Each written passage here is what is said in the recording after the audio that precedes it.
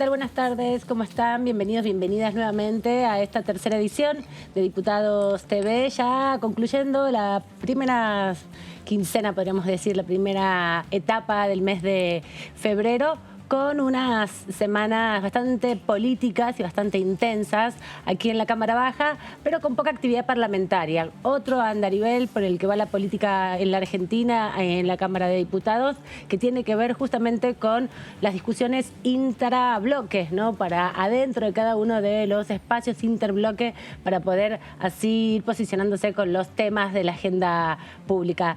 Pero les voy a dar la bienvenida a mis compañeros que están aquí sentados en la mesa para poder analizar lo que ha dejado esta semana y también un poco ir anticipando lo que puede pasar la próxima semana con las comisiones. ¿Cómo estás, José Di Mauro? Bienvenido, buenas tardes. Hola, Amanda, ¿cómo estás? Bueno, viernes y estamos como cuando empezamos la semana, más o menos, con la expectativa de a ver qué es lo que pasaba. Bueno, en la semana no pasó mucho a nivel político, como bien decías. Y bueno, en cuanto a concreciones respecto de lo que va a ser la agenda de extraordinarias, todavía estamos en veremos, quedan 15 días, veremos a ver, quedan menos de 15 días, veremos a ver qué es lo que se alcanza a hacer y bueno, vamos a hablar un poco también sobre las comisiones que deberían conformarse para aquellos proyectos que vayan a tratarse, que ya uno ya sabe que los 18 proyectos mandados no van a estar, pero algunos no perdemos la esperanza de que sí se trate. También está conmigo Gabriela Vulcano, que le damos la bienvenida. ¿Cómo estás? ¿Qué tal, Amanda? ¿Cómo estás?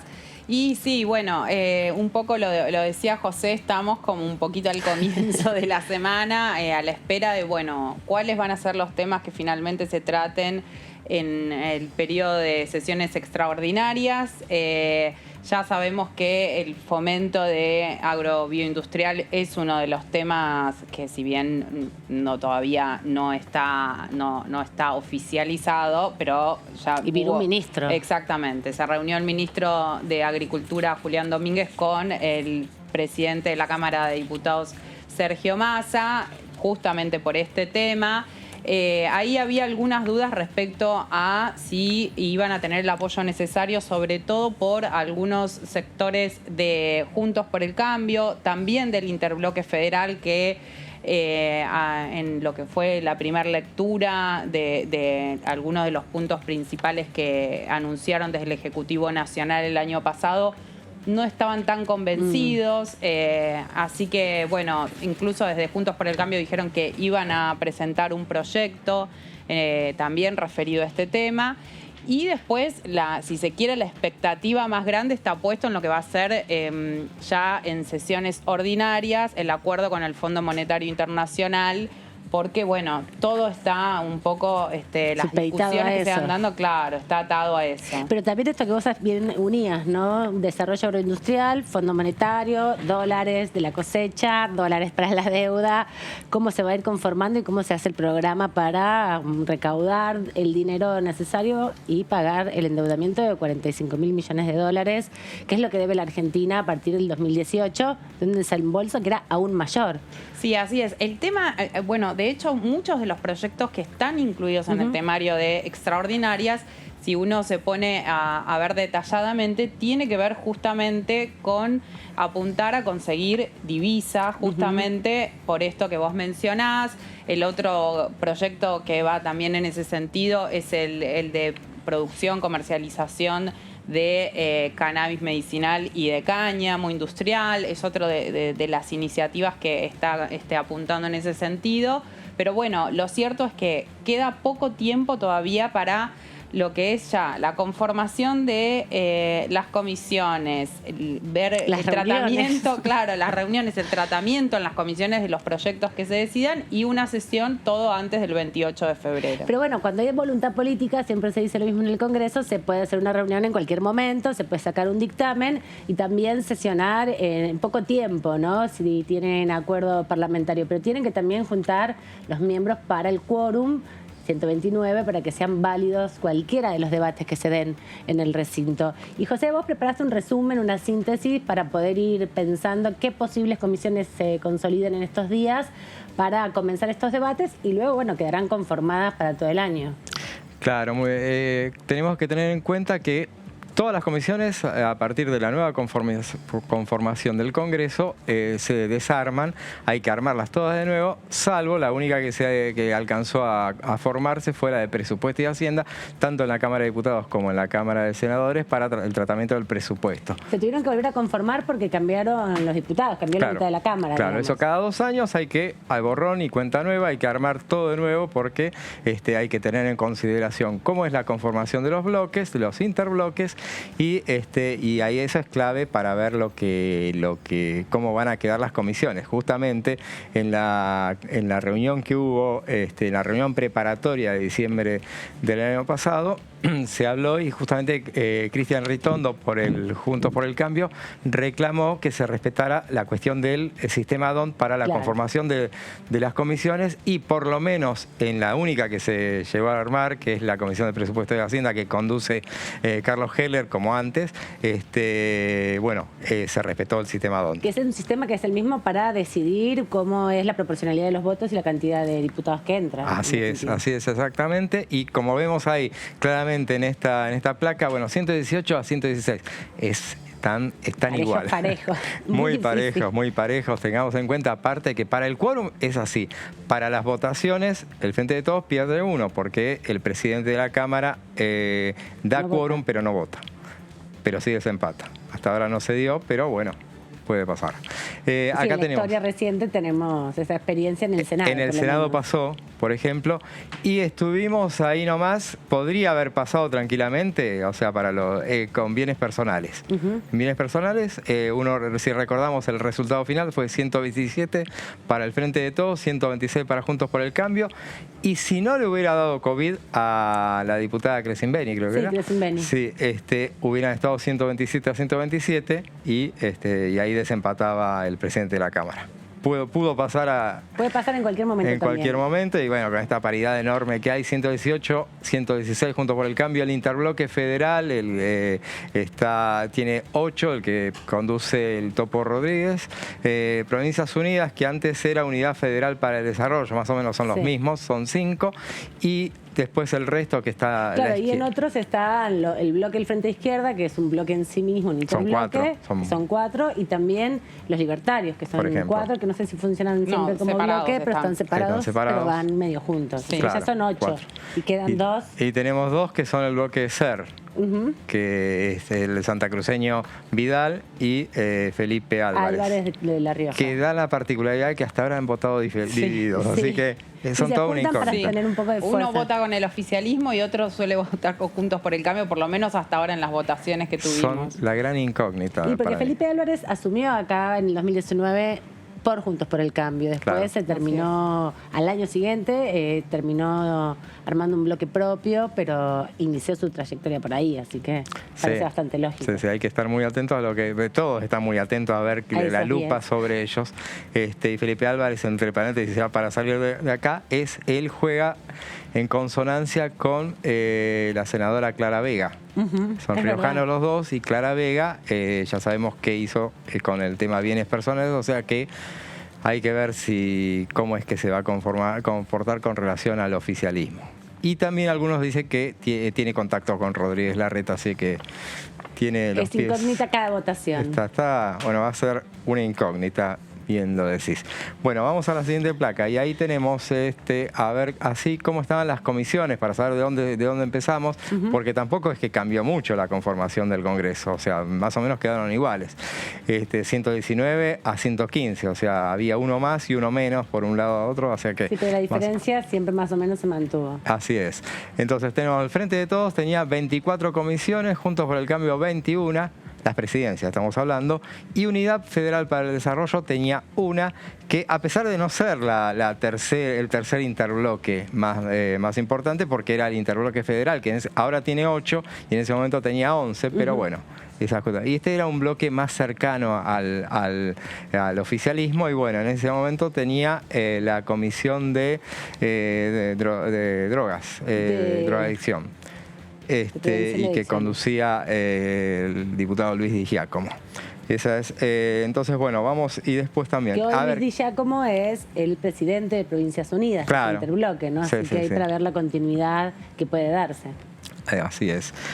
Bueno, ¿cuáles son las comisiones que retendría? Vamos a la otra placa a ver si, bueno, las que en general el oficialismo retiene. Eso es lo que pasa. Que la tradición parlamentaria le da a la presidencia del oficialismo. Asuntos constitucionales es la comisión que debe tener, es dato al margen, siempre es la comisión preferida de Cristina Fernández de Kirchner. Siempre quería presidirla ella cuando era legisladora y en general la presidía. Legislación, la presidía hasta el año pasado, en este caso en diputados, el diputado Pérez Araujo, legislación general que presidía Cecilia Moró, Relaciones Exteriores y Culto, que presidía Eduardo Valdés, Educación, Blanca Osuna, y Justicia, que el diputado Tailade la conducía. También otra de las que va a mantener seguramente es Previsión y Seguridad Social, Marcelo Casareto, Acción Social, Pablo Yedlin, que se fue ahora al Senado, o sea que... Tiene muchos ex ministros de recambio para el oficialismo, para ocupar esa banca.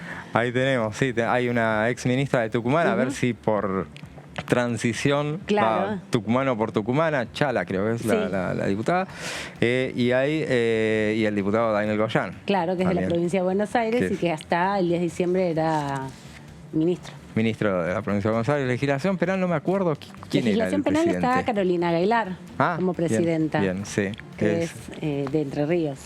Y juicio político era Josefina Martínez. Fernández, desde Santa Fe. Fernández, sí. Sí. Fernández, sí.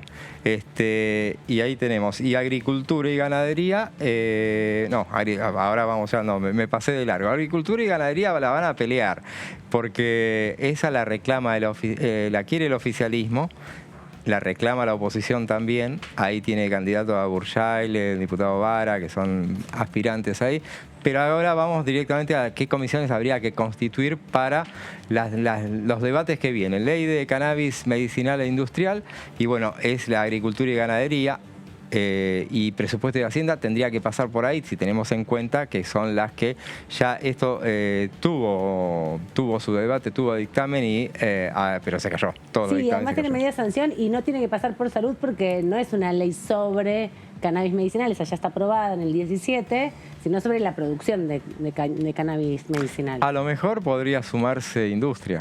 A lo mejor sí, podría ser, debería también, podría ser. Industria es una comisión que quedó en manos de la oposición en su momento. Otra de las comisiones, a ver, vamos a Área Marina Protegida Bentónica Agujero Azul, esa iniciativa de la diputada Graciela Camaño.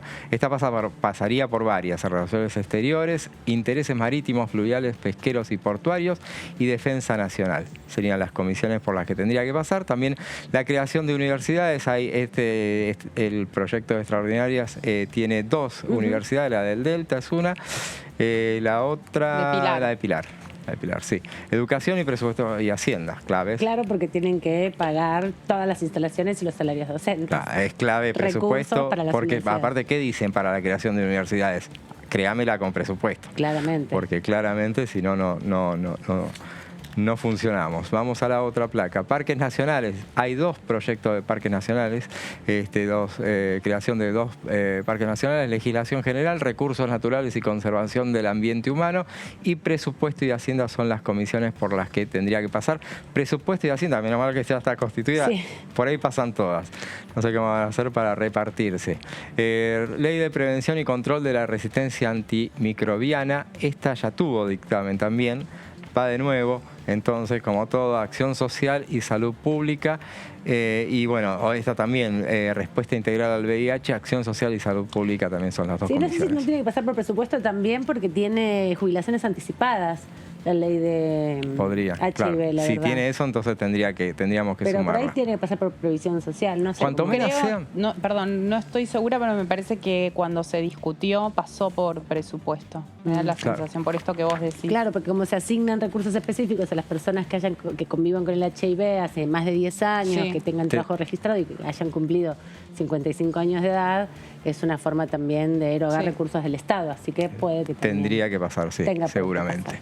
Vamos a la siguiente placa, a ver, A ver, vamos, fomento a la agroindustria, es la que mencionábamos recién. Presupuesto siempre, agricultura, son las dos, esa va de cajón. Promoción de inversiones en la industria automotriz, presupuesto y hacienda, y aparece industria, ahí que tiene que estar también, y presupuesto. Por eso, realmente, si los tiempos no darían, no le daría el no, pero a veces pobre cuando se Heller. juntan los proyectos, discuten en plenario de comisiones, Podría ser, ¿no? seguramente. Entonces sí. hacen, no sé, el primero el plenario de comisiones de presupuesto y todas las que claro. Agricultura y ganadería, y ahí discuten cannabis y discuten también, por ejemplo, promoción agroindustrial. Las Y sale el darían todas, dictamen sí. ya de las No dos tiene que comisiones. generar, no tienen que poner 2 o 3 proyectos que genere rispideces, porque si no es Si no- complicado para avanzar en esa. Se Y va a se toman complicar. muchas En horas ese para el plena. debate también, ¿no? Claro, y ahora vamos a la siguiente placa, y bueno, ley de enfermería. Ahora le ponemos en estudio porque esas todavía no está, ya están mandadas y no está determinada a cuáles va. Debería ir a Acción Social y Salud Pública, Educación y Presupuesto y Hacienda son las que debería pasar. Claro, que había pasado antes de que te perdiera el estado parlamentario. Uno cuando mira a ver dónde está dirigida y te figura en estudio. Ahora, Ajá. porque puede resolverlo, o sea, tampoco indica que si pasó antes por esa comisión Vuelve a es hacerlo. obligatorio que deba pasar, se puede determinar, eso lo maneja en general las autoridades de la Cámara. Después la oposición puede llegar a protestar. En su momento, bueno, aquella ley que no pasó por industria era claramente porque estaba la oposición, lo cual no es habitual que suceda tampoco, no es que porque la presida otro, lo importante es cuál es la comisión cabecera en última instancia. Promoción de la electromovilidad también está en estudio, debería ir porque, o sea, por donde estaban asignados hay un montón de proyectos sobre el tema y donde habitualmente se asignaban en el presupuesto de Hacienda recursos naturales y conservación del ambiente humano y transportes, obviamente, debería pasar también por ahí. Vamos a ver, compra argentino, esa presupuesto y Hacienda. Podríamos sumarle otra, pero me parece que esa Me con parece eso que no, porque alcanza. tiene que ver con las compras que hace el Estado, eso ¿no? alcanza, Y es la sí. erogación de los recursos públicos, en definitiva. Y de hecho, esta ya está asignada. Así que si no figura en el estudio, ya está asignada. Incentivo a la construcción federal y acceso a la vivienda está en estudio, iría a presupuesto y Hacienda. Esto también. Y bueno, consejo, estas son las más difíciles, porque esa está en el Senado. Entonces, primero tendría que pasar por el Senado. Vos dijiste bien, o sea, si hay decisión política la alcanzan a tratar, pero es más difícil que alcancen a llegar. Y bueno, justicia, asuntos penales, asuntos constitucionales y consenso fiscal, presupuesto y Hacienda. Esas son todas las comisiones por las que deberían pasar, o por Los lo menos 18 casi proyectos todas. que están. Los 18 proyectos, sí. Porque después hay otros temas que no aparecen acá señalizados justamente porque o corresponden al Senado, como los acuerdos, o las transferencias de inmuebles, que esos también se tienen que debatir en un punto, en un momento, pero en definitiva pasa por la Comisión de Presupuesto y es más que nada un debate vinculado. Bueno, el año pasado hubo algún inconveniente con un inmueble en La Rioja que se disputaba en la Nación y la provincia, pero en general hay una perspectiva, una mirada de acompañar esas solicitudes que tienen los estados provinciales o los estados también municipales. Vamos a seguir viendo cómo es el ritmo de funcionamiento y de armado de las comisiones, porque bien, como decía José, esto tiene que discutirse entre los presidentes de los bloques. Cada diputado le pide a su presidente qué comisiones les gustaría integrar y ahí hay una discusión política que va a ser diferente a otros tiempos, me parece. Claro, y hay que ver, aparte también cuando hablamos de interbloques, por ejemplo, Juntos por el Cambio, a ver a quién le corresponde también. Ellos tienen también su discusión respecto a ver cómo es el reparto de los lugares que se les asignen. Porque las comisiones tienen en general 31 integrantes o 35, menos la de presupuesto que tiene 49, que es la más grande en definitiva. Bueno, Igual, ahí hubo una discusión dentro de Juntos por el Cambio cuando se conformó la de presupuesto de Hacienda, porque muchos de los que se suponía que iban a estar en la comisión esa o esperaban estar, justamente como pertenecen a bloques más chiquitos dentro de lo que es el interbloque, quedaron afuera y se centralizó todo en el PRO, en la UCR y la coalición cívica. Y el resto de los bloques que integran el interbloque Juntos por el Cambio quedaron ahí como pidiendo pista, porque son muchas veces representantes de provincias y para las provincias la comisión de presupuesto es fundamental, ¿no? Porque también ahí se negocian muchas cosas que tienen que ver con las obras, que tienen que ver con las prioridades de asignación de recursos, en definitiva. Y es el caso de López Murphy, por ejemplo, que no está en la comisión. Y es el caso también de qué les pasa a los bloques, esos 10 que están ahí, que no ligan nada en general o ligan poquito. Es también, porque ahí tenemos a los libertarios, Milei y... Que son economistas. Claro, que son economistas, y lo vimos a Esper, que participó de la reunión de comisión, cuando se debatió presupuesto y también cuando se debatió bienes personales, pero en la comisión. Pero no pueden firmar los dictámenes, claro, porque no son miembros. Claro, pueden participar, pero hablar. La izquierda participa en todas siempre, pero no les dan nada. En general no es muy raro. No pueden emitir su dictamen o firmar el dictamen de rechazo. No lo tienen que hacer después directamente como diputados en el momento del recinto. Vamos a ver lo que decía el diputado Carlos Fernández de la provincia de Misiones, del Frente de la Concordia Misionero, sobre la conformación de las comisiones, los temas de extraordinarias, y también reflexionó en torno al acuerdo con el Fondo Monetario Internacional. Bueno, como todo, yo creo que la preocupación hoy es tratar de resolver el acuerdo con el Fondo Monetario Internacional. Creo que es una necesidad para la República, para los argentinos, ponernos de acuerdo, porque creo que esto, y es la forma de pensar, no es ni bueno ni malo. Es necesario que los argentinos nos pongamos de acuerdo y hagamos ese esfuerzo enorme para poder resolver este grave problema que tenemos, para no aislarnos del mundo y no entrar en el default. Creo que todas las alternativas que está haciendo el Ejecutivo a través del presidente, de recorrer el mundo, de buscar alternativas comerciales para que a la Argentina y a los argentinos le vaya un poquito mejor, tiene que ver también en ponernos de acuerdo en resolver con nuestro acreedor la deuda que tiene el país. De alguna forma, prolongando, alargando, buscando menos intereses, pero creo que es necesario para el país ponernos de acuerdo entre todos para resolver este problema. Ponerse de acuerdo entre todos es una buena frase, es un buen augurio, pero es una tarea difícil en este contexto que nos mostrabas, José, sobre la conformación de la Cámara, ¿no? Que ya se había visto y fue producto de muchos análisis allá por el mes de noviembre, cuando fueron las elecciones y se resolvió finalmente la conformación del Congreso, y ahora estamos empezando a ver, bueno, las demoras que hay, ¿no? Porque no es tan sencillo ponerse de acuerdo en la conformación de las comisiones con estos temas de debate sobre la mesa, principalmente. Claro, aparte porque un poco volvemos al principio de los tiempos, porque en la previa de extraordinaria, del llamado extraordinario, se hablaba cuál era el tema central que se iba a tocar en febrero, y se hablaba del acuerdo con el fondo. O sea, que es lo único que no está, el acuerdo con el fondo y el plan plurianual. Y se hablaba de que iba a estar ahí. Y ahora sigue siendo el tema, no figura en extraordinaria. Claro. Se sabe que se va a debatir a partir del 1 de marzo, pero sigue siendo el tema central. Entonces, el tema omnipresente, y creo que estaría muy presente hasta en las reuniones que puedan llegar a realizarse, se va a sacar el tema claramente también ahí, y todo a partir de las modificaciones que hubo centrales en el bloque oficialista, justamente. Pero también otro de los, como decíamos al principio, otro de los puntos que tiene el Congreso es la discusión política, ¿no? Los bloques están discutiendo hacia adentro, los interbloques. Ayer hubo una reunión muy importante en la Mesa Nacional de Juntos por el Cambio. Empieza ahí, el propio presidente del bloque oficialista se juntó con Argüello, con el embajador en Estados Unidos. Hay mucho movimiento interno para discutir.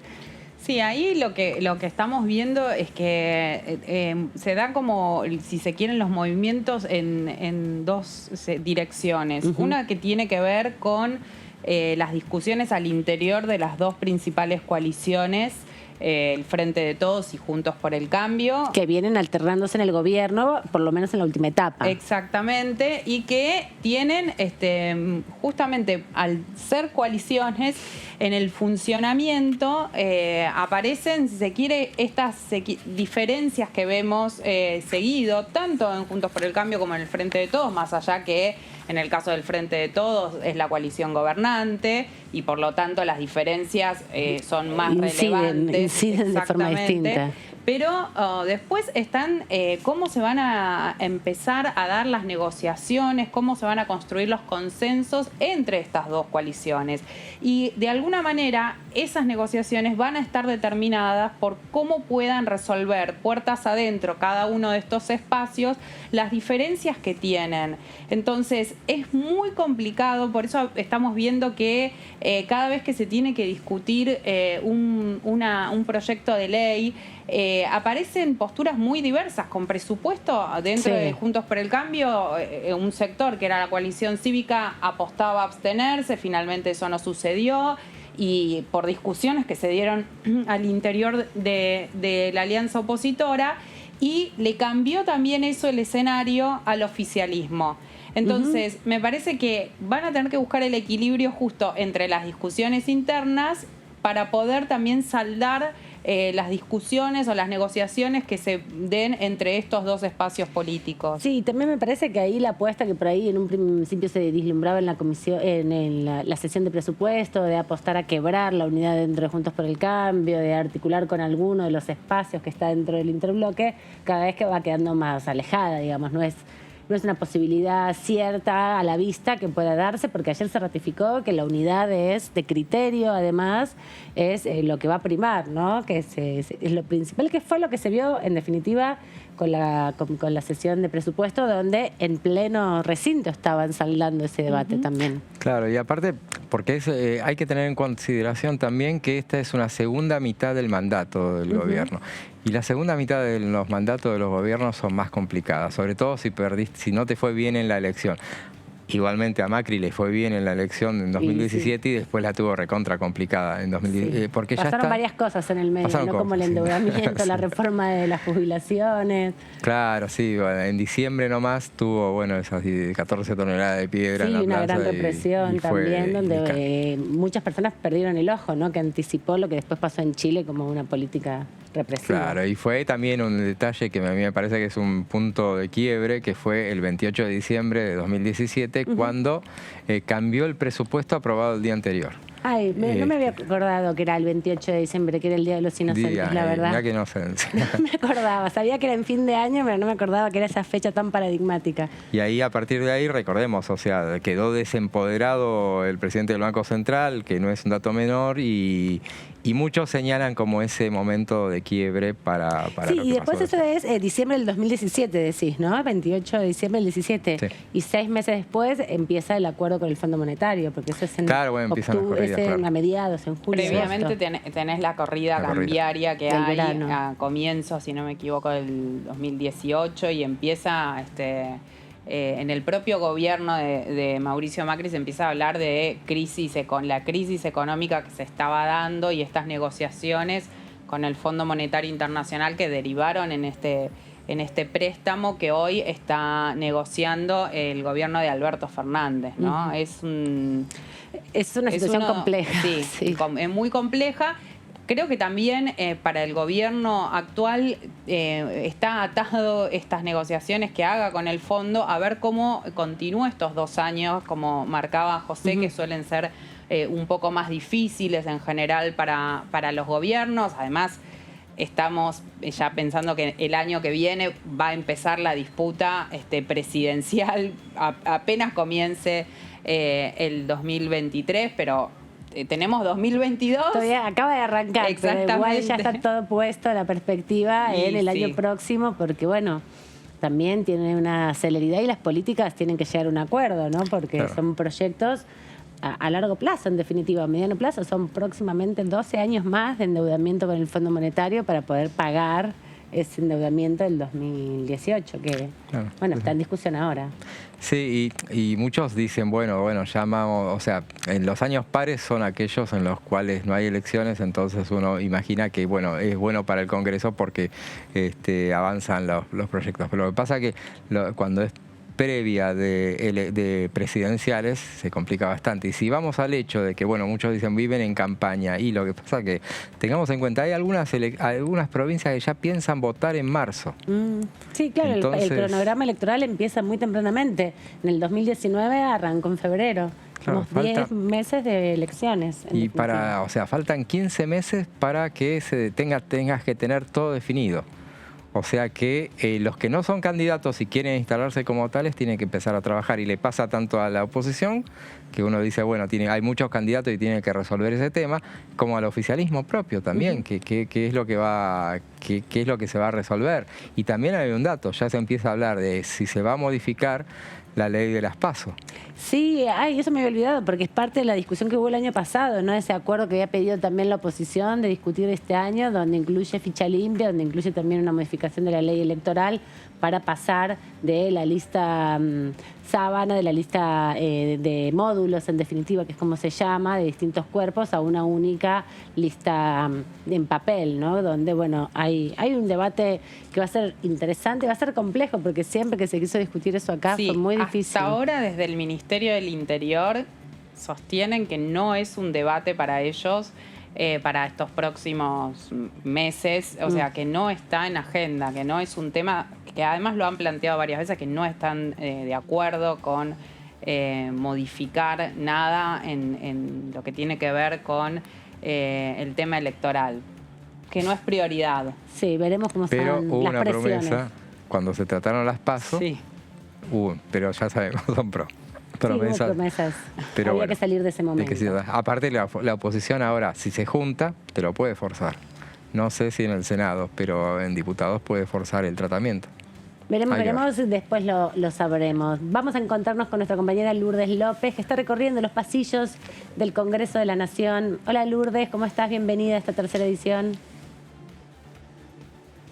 Buena jornada para todo el equipo allí en piso, para la audiencia. Bueno, hoy lluvioso, pero la lluvia no va a detener la agenda cultural que se viene para estos próximos días. Estamos muy contentos de contarles que hay actividades, hay muestras fotográficas, hay concursos, hay muestras literarias. En realidad hay concursos literarios, hay muchísimo en la sección cultura. Y vamos a comenzar a contarles que en menos de un mes nada más, y estoy en el anexo A, porque se va a estar aquí mismo realizando una exposición fotográfica. Cerca de 24 fotografías van a ser expuestas a partir de un concurso que es conocido como Corazón Correntino. Esta iniciativa, que sí viene de la provincia de Corrientes, de la mano de la diputada nacional del PRO, Sofía Bambrila, quien presentó esta iniciativa que desde el 21 de enero está ya vigente hasta el 1 de marzo. Van a tener tiempos. Pregunta en el piso, ¿hay algún aficionado a la fotografía? ¿Les gusta? No sé. ¿Pueden participar? ¿Cómo están? Difícil. No, acá más que selfies, me gusta ver selfies me parece que no se sacan en el equipo. Instagram. Es el momento de dejar la selfie e ir directamente hacia la provincia de Corrientes. Todo lo que sea chamamé, carnavales, iberá, cultura correntina, flora, fauna, que hay realmente muchísimo. Yo hace algunos años tuve la posibilidad de conocer y realmente es increíble lo que brinda esa provincia. Bueno, esta es la ocasión. Ya hubo una oportunidad ya por el 2019 donde 22 fueron las fotografías elegidas. Estarán expuestas a partir del próximo 1 de marzo aquí en el anexo A. Toda la información, obviamente, y todo el material que va a ser acompañado, cada foto con una reseña en particular, vinculado, como les decía recién, al chamamé, a la cultura correntina, también a la flora y fauna correntina, todo lo que tiene que ver con los carnavales, con la fiesta, con la comida, que es espectacular. De la provincia de Corrientes pueden participar enviando toda la data y todo el material a info.corazoncorrentino@gmail.com. Así que aficionados, amantes de la fotografía, ahí tienen la propuesta. Buenísimo. Muchas gracias, Lourdes. En un ratito volvemos a encontrarnos contigo porque sabemos que tenés más propuestas de la cultura. Hoy es viernes, es una buena ocasión para repasar esa información. Hasta luego. Dale, chau, chau. Y nosotros, mientras tanto, nos vamos a ir a recorrer el país para nuestra primera entrevista.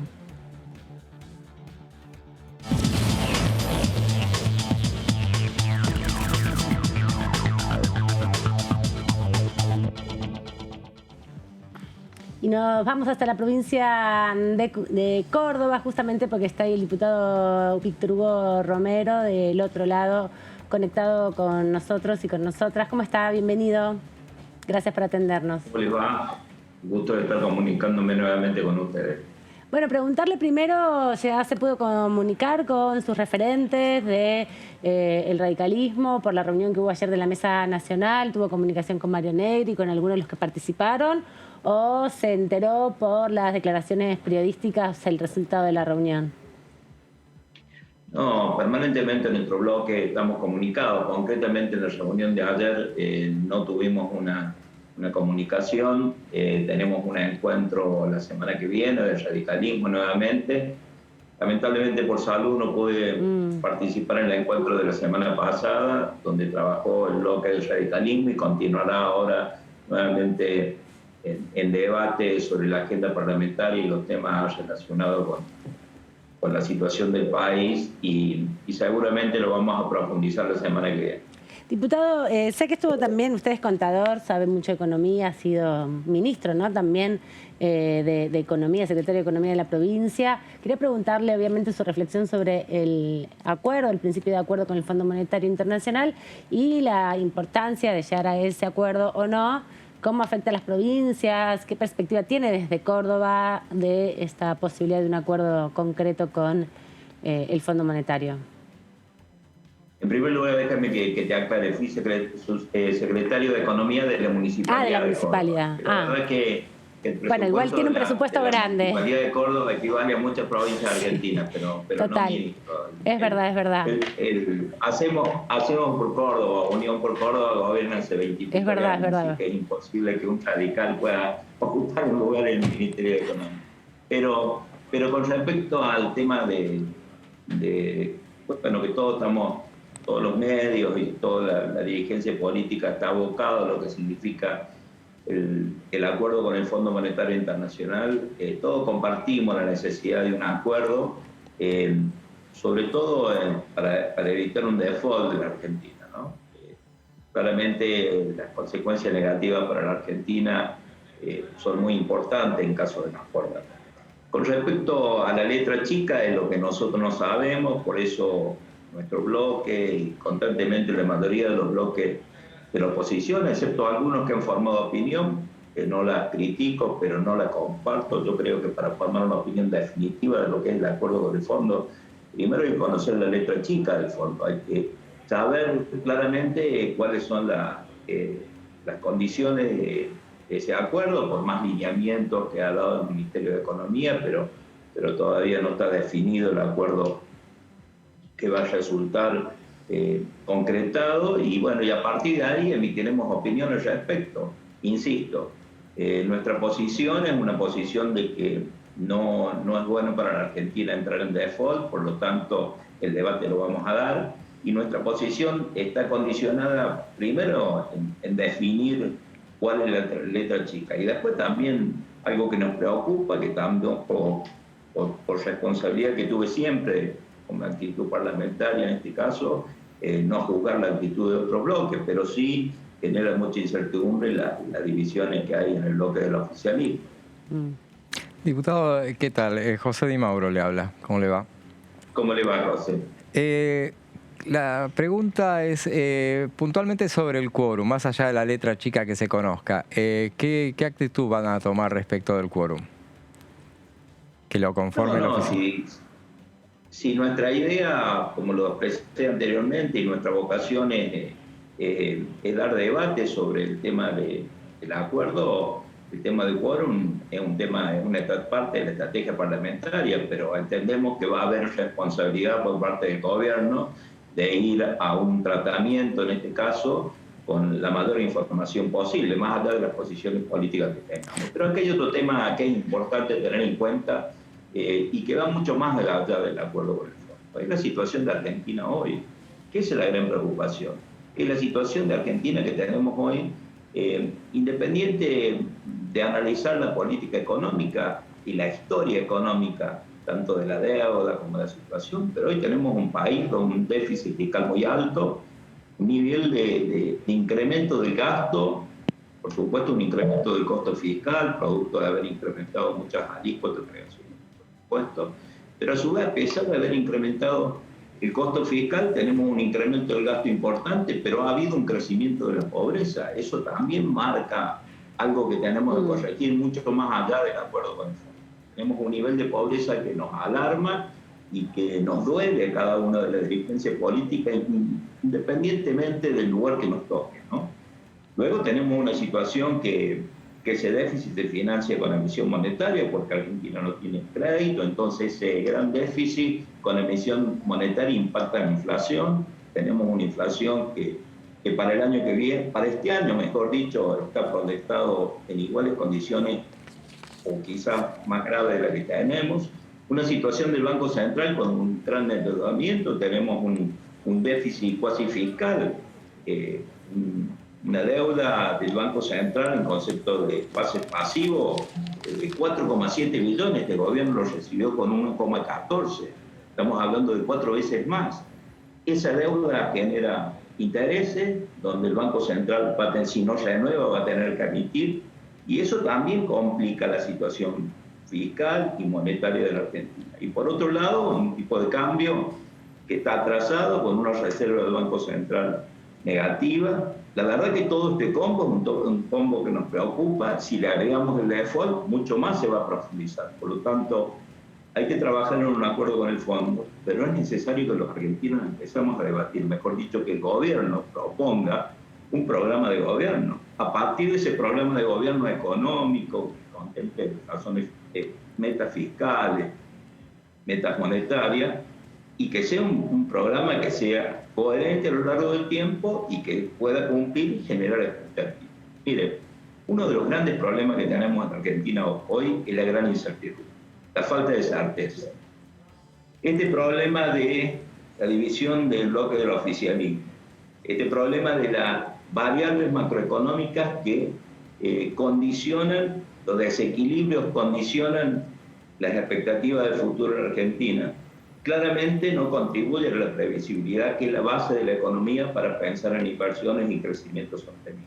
Bueno, hay temas que tenemos que discutir, que el fondo es importante, pero fundamentalmente esta descripción muy rápida que le dije es un tema fundamental, definir cuál va a ser la política para trabajar en el futuro, haciéndose cargo cada uno de los proyectos, de la historia, de las gestiones anteriores, pero fundamentalmente también estos 2 años de gestión, de pandemia de por medio, que ha influido, pero que los números se han agravado. Sí, eso le quería preguntar, porque la pandemia tiene un impacto específico en el gasto público, en la emisión monetaria y también en esto que decía bien usted de la desigualdad que se ha profundizado, porque la información que también circula en los últimos meses tiene una indicación clara de que en todos los países del mundo las personas más ricas se han enriquecido y la gran mayoría se ha empobrecido, ¿no? Es un fenómeno mundial que también se fue dando con esta situación particular de la pandemia. ¿Cuánto se puede discriminar en el análisis propio que ustedes hacen, puertas adentro, y también apelando a su conocimiento específico como contador y como secretario, como bien decía, de finanzas de la ciudad de Córdoba, esta realidad particular, ¿no?, que tiñó sin duda los 2 primeros años del gobierno de Alberto Fernández, donde además hubo que discutir un acuerdo con el Fondo Monetario porque los vencimientos eran grandes, los desembolsos, y muy cercanos en el tiempo. Mire, en primer lugar tenemos que cambiar de metodología que tenemos hoy. Claramente necesitamos un Estado que trabaje en la eficiencia del gasto, que no significa ajuste, eficiencia del gasto. Yo lo digo siempre. Es necesario empezar a discutir la función de cada uno de los 3 estados, nación, provincia y municipio, y a partir de ahí hacer una buena redistribución de los recursos. Primero, con una ley de coparticipación que la Argentina tiene que empezar a tratar. Es necesario dejar de lado esta visión que tienen los gobernantes de pedir federalismo para arriba, pero no aplico el federalismo para abajo. Y esto lo digo en todos los niveles. Esto también hace que los recursos del Estado, que siempre son escasos y que ahora se han incrementado con la presión fiscal, terminen no teniendo eficiencia en las políticas públicas por la falta de buenas aplicaciones prácticas en cada uno de los niveles, de haber orientado de manera unánime a combatir el tema de la pobreza. La pobreza se combate básicamente con algunas condiciones que a nuestro entender son básicas. Primero, la educación, que lamentablemente en esta pandemia tuvo un golpe importante a nuestro criterio por un mal manejo, pero en definitiva la realidad de educación ha disminuido. pero también necesitamos una economía previsible, una economía con estabilidad macroeconómica que permita la inversión. A través de la inversión, aplicando la ciencia y la tecnología para darle valor agregado a nuestra producción, vamos a generar puestos de trabajo y vamos a incentivar inversiones para que de esta manera, con un Estado que regule, no un Estado que intervenga en la economía, regular no significa, y esto lo dejo en claro porque esta es mi posición personal y en mi partido, no significa libertad de mercado, significa un Estado fuerte, regulador, y que permita de esta forma un crecimiento sostenido. Pero bueno, estas son las cosas que tenemos que discutir en la Argentina, porque en la medida que discutimos más grietas, en la medida que generamos discusiones internas por proyectos individuales y no colectivos, la pobreza crece, el incertidumbre crece en la Argentina, la desesperanza crece, nuestro capital humano y nuestros recursos nacionales buscan otros horizontes porque no tienen perspectiva de crecimiento, y esto condiciona el futuro de los argentinos, sobre todo los más vulnerables. Por eso digo, necesitamos un trabajo y un programa económico que nos permita empezar un crecimiento sostenido y duradero en el tiempo. Diputado Gabriela Vulcano lo saluda, ¿qué tal? ¿Cómo le va, Gabriela? Lo llevo nuevamente a la discusión adentro del interbloque de Juntos por el Cambio, referido al acuerdo con el FMI, y usted remarcaba al comienzo de la entrevista que para ustedes es muy importante no entrar en default y, por otro lado, ver la letra chica de este acuerdo que está llevando adelante el Ejecutivo Nacional.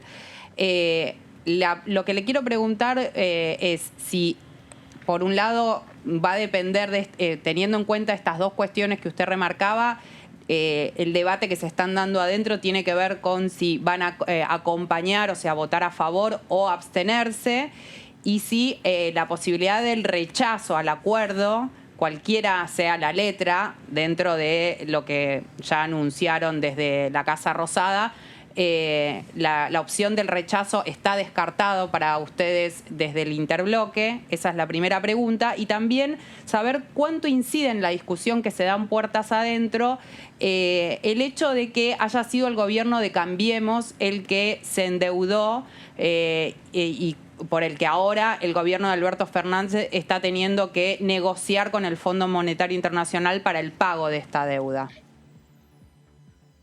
Bueno, a ver, una pregunta que tiene, a mi entender, tres bases. Primero, reitero, la postura nuestra con respecto a la posición del Fondo Monetario Internacional y de la aprobación ¿no? de la autorización de crédito, más que el acuerdo, porque va a ser la autorización de crédito que va a tratar el Congreso. Como dije antes, necesitamos conocer la letra chica de ese acuerdo. Emitir opinión al respecto, al menos de mi parte, y lo ha expresado el bloque del radicalismo, y tengo entendido, lo dije antes, no he hablado en profundidad de la reunión de ayer, pero así lo establece, es que la opinión definitiva va a ser cuando tengamos más detalles de dicho acuerdo. Eso es una actitud responsable. Con respecto al endeudamiento del gobierno de Juntos por el Cambio, nadie puede desconocer haber acudido al fondo como una estrategia de financiamiento. Pero también nadie puede desconocer que la deuda de la Argentina no es solamente 44.500 millones que debemos en el fondo. Debemos cerca de 300 y pico mil millones de dólares. Eso significa que la Argentina viene endeudada desde mucho tiempo y que el tema del fondo, por supuesto, que afecta de manera significativa en la estructura del vencimiento. Pero en estos 2 años de gestión también creció la deuda. Me parece que en esto, volviendo a lo que decía antes, de trabajar en un proyecto sincero y un proyecto pensando a largo plazo, tenemos que hablar con sinceridad cuando nos dirigimos a la gente. No se puede gobernar más con marketing, no se puede gobernar más con estrategia y eslogan. Hay que gobernar en función de la realidad, y para gobernar con la realidad hay que hacer un buen diagnóstico, independiente de la responsabilidad que tiene cada uno, que en esto no podemos dejarnos o mirar para el costado de aquellos que pertenecemos a partidos políticos que han gobernado en los últimos años en la Argentina. Sin embargo, hay que establecer un buen diagnóstico para definir cuál es la verdadera estructura de la deuda y cómo financiar ese deuda a través de crecimiento. Y eso se logra con un programa económico. ¿Y estaría de acuerdo? Pensar solamente en el Fondo Monetario es un tema. El Club de París es producto de la gestión anterior. Sin embargo, hay que pagarlo. Y hay que tener una estrategia para pagarlo. Y diputado, porque estaría más allá de entonces... prorrogar los vencimientos, necesitamos un país que crezca. ¿Estaría de acuerdo que aunque se conforme finalmente la Comisión Bicameral de Seguimiento del Endeudamiento Externo como uno de los ámbitos que tiene el Congreso Nacional para analizar, investigar justamente estos procesos de endeudamiento, le parece que este año, en este contexto justamente de discusión de este arreglo en particular con el Fondo Monetario, hay que activar esa comisión y ponerle, porque bueno, en los últimos 2 años no estuvo funcionando con muchas reuniones, debería impulsarse desde su perspectiva y digo, desde su bloque la van a impulsar? Todo lo que significa transparencia en los actos de gobierno, actuales, pasados y futuros, son importantes para consolidar la estabilidad y generar certeza en la economía. En eso, desde nuestro bloque del radicalismo y de Juntos por el Cambio, no tiene una posición en contra en ese sentido. También es cierto que sería bueno empezar a discutir en un programa económico, porque en definitiva podemos buscarle todo lo que vayamos a buscar en la deuda. Pero si no analizamos el déficit que tuvimos en los últimos años y que tenemos actualmente, y no pensamos cómo reducirlo y equilibrar las cuentas públicas, que la Argentina empiece en un programa sostenido, porque lamentablemente no podemos hacer un día para otro porque no tenemos una sociedad que absorba un cambio brusco de una disminución del gasto y generar un equilibrio fiscal en muy poco tiempo. Pero de manera programada tenemos que empezar a transitar ese cambio. Y eso es un programa económico que lamentablemente en el presupuesto no lo pudimos ver, por eso no lo pudimos acompañar.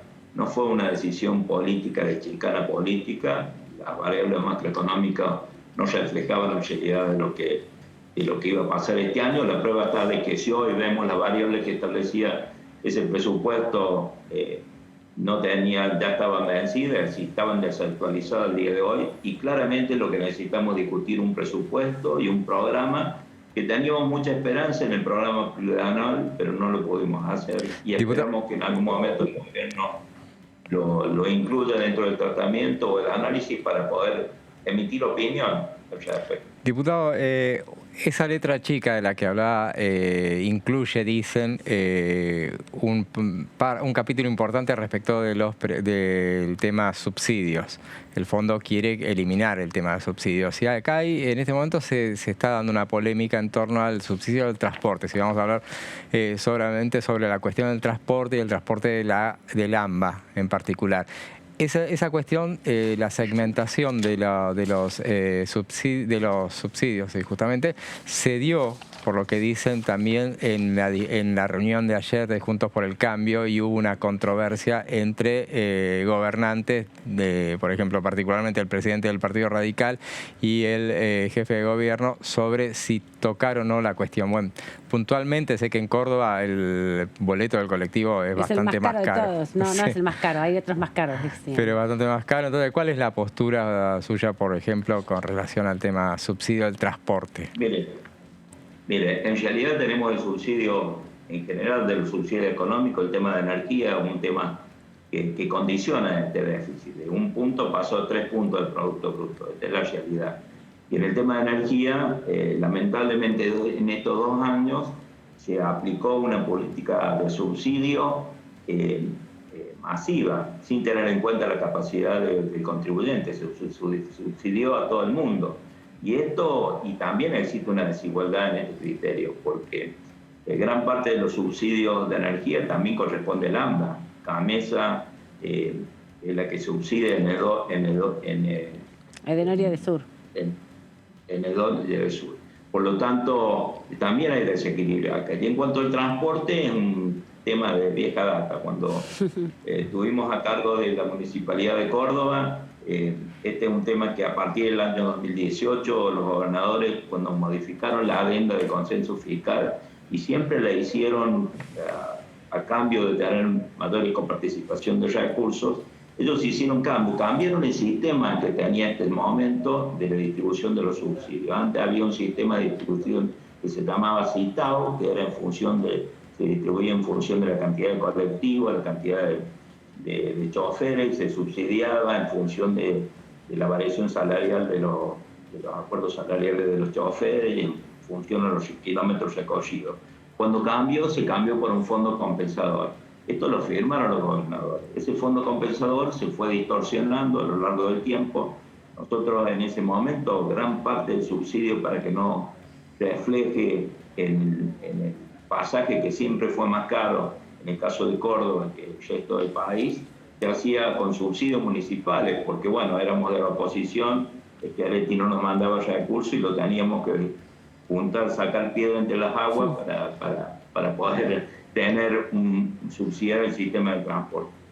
Hoy el sistema de transporte se ha profundizado la desigualdad. Yo creo que hay que trabajar en una ley que ordene este tema de la distribución de los subsidios, y más allá de sacar a una jurisdicción, me parece que es necesario transparentar el sistema. El sistema, claramente, si no funciona con subsidio, no funciona. El sistema de transporte hoy en la Argentina es un sistema de transporte que es deficitario. Lo que sí hay que trabajar fuertemente, a mi entender, en un subsidio a la demanda. Y en este caso, trabajar en subsidio a la demanda, orientarlo en función de los sectores más vulnerables. Pero me parece que para un tratamiento equitativo y dejar de lado estas discusiones que siempre cuando se trata de plata, las provincias contra el AMBA, y hay mucho, yo soy de la provincia y siempre lo he criticado la diferencia, pero hay que definir reglas del juego claras. Y me parece que una nueva ley que trabaje en una ley de distribución de los subsidios es la forma más democrática y generar equilibrio en el país sobre este. Muchas gracias, diputado, por esta conversación con la tercera edición de Diputados TV. Nos vemos en cualquier momento. Hasta la próxima. Un abrazo grande. Muchas gracias. En un ratito nada más, nosotros nos vamos a ir ahora inmediatamente a la pausa, pero vamos a tener una comunicación con el diputado Eduardo Valdés, que fue uno de los integrantes de la comitiva junto al presidente de la Nación, que viajó por Rusia, por China, y lo estamos viendo en el avión con Axel Kicillof, y también por Barbados. Vamos a hablar de todo, porque también integra la Comisión de Inteligencia, que ayer tuvo una acción inédita en la historia argentina, que fue presentar justamente un pedido de juicio político a dos jueces, ¿no? A Bertuzzi y a Llorens. Así que todo esto después de la pausa, les pedimos que se queden un minuto ahí y volvemos enseguida.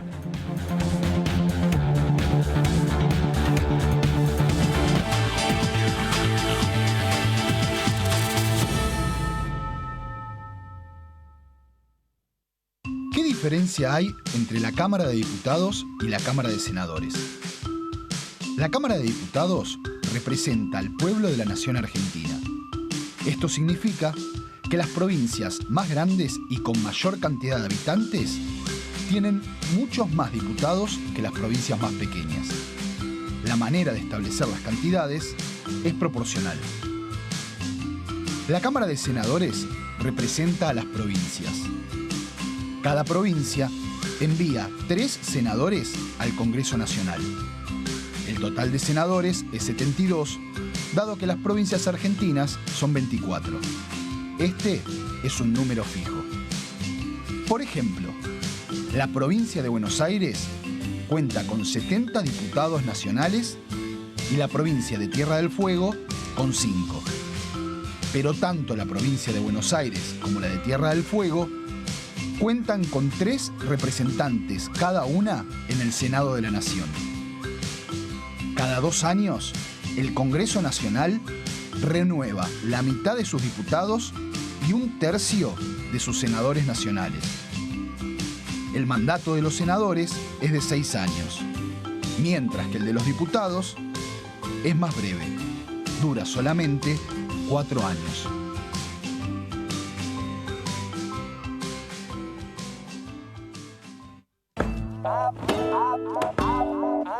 Avanza la danza que entreteje tus sueños y los míos y los de tanta gente, los que dieron su vida pero aún están presentes, y los que aquí seguimos con uñas y con dientes.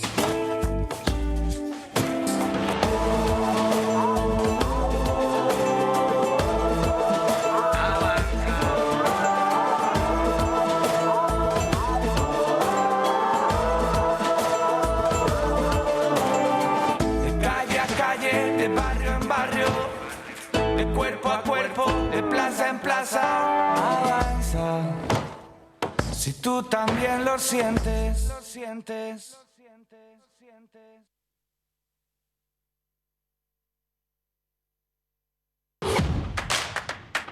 Información. Análisis. Diálogo. Consenso. Innovación. Economía. Ambiente. Tecnología. Federalismo. Pluralidad. Oficialismo. Oposición. Todo lo que sucede en el Congreso. Te lo contamos nosotros. Porque somos tu voz en el Congreso. DTV, el periodismo en el Congreso. Con el Plan Básico Universal, siendo beneficiario o beneficiaria, podés acceder a planes económicos y accesibles de telefonía fija, telefonía móvil, televisión por cable e internet en todo el país. Solo tenés que llamar a tu empresa proveedora de servicios. Exigilo, es tu derecho. Más conectados, más cerca. Conoce más en argentina.gov.ar/Plan Básico Universal.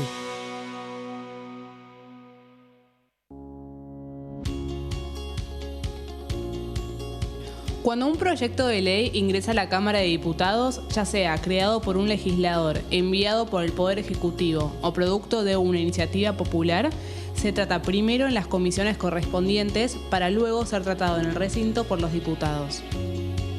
Las comisiones son el ámbito de análisis y debate sobre los proyectos de ley conformadas por legisladores de distintos bloques. Hay 23 comisiones especiales que tratan temas específicos como el atentado de la AMIA y 45 permanentes que tratan temas vigentes como educación y salud. Un diputado puede formar parte de varias comisiones. Cada comisión se compone de un presidente, un vicepresidente y de 3 a 5 secretarios. La duración de los miembros de las comisiones permanentes y especiales es de 2 años. Para que la comisión funcione debe tener quórum, es decir, un mínimo de 15 y un máximo de 31 a 49 diputados. Las autoridades son elegidas por los propios integrantes de las comisiones, que a su vez son elegidos bajo consenso por sus propios bloques. Para que un proyecto sea tratado en el recinto, debe contar con el apoyo de la mayoría de los integrantes de esa comisión. Al finalizar una reunión de comisión, se dictamina sobre la pertinencia de tratar el proyecto en el recinto. El dictamen propone una resolución o decisión sobre una o varias iniciativas o proposiciones.